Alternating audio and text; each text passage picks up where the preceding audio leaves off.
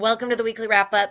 I am outside of my office today. I am at home. I am doing some preparations. My daughter graduates from high school tonight, and her graduation party is tomorrow. So lots of cleaning, and I don't think I've ever spent so much time with a power washer in my life, but it's all good.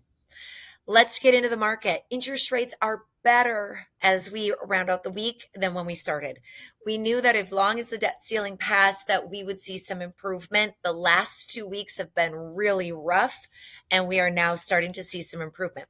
Interesting stuff this morning. The jobs created was off the charts, way more than expected. And we would expect interest rates to get worse with that kind of news.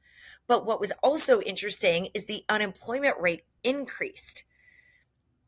That's really weird. It's really weird to have quadruple the job creation expectations happening and unemployment numbers increasing. So something just seems off in that world, but who am I to know? We also had wages, which can be inflationary if people can keep demanding more and more and more salary increases to keep them.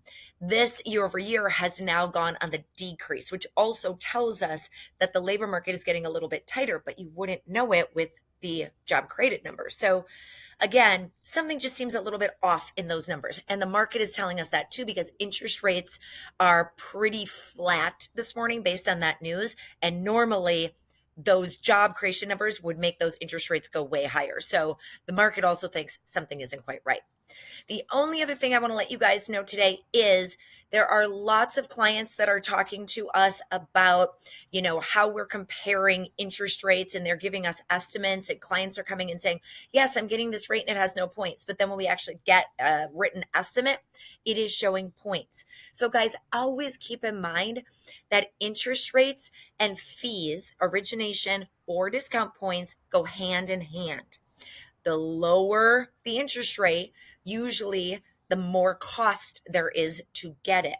This is always a massive amount of confusion for clients, and it's something that can drastically change what interest rate they get based on what they're paying.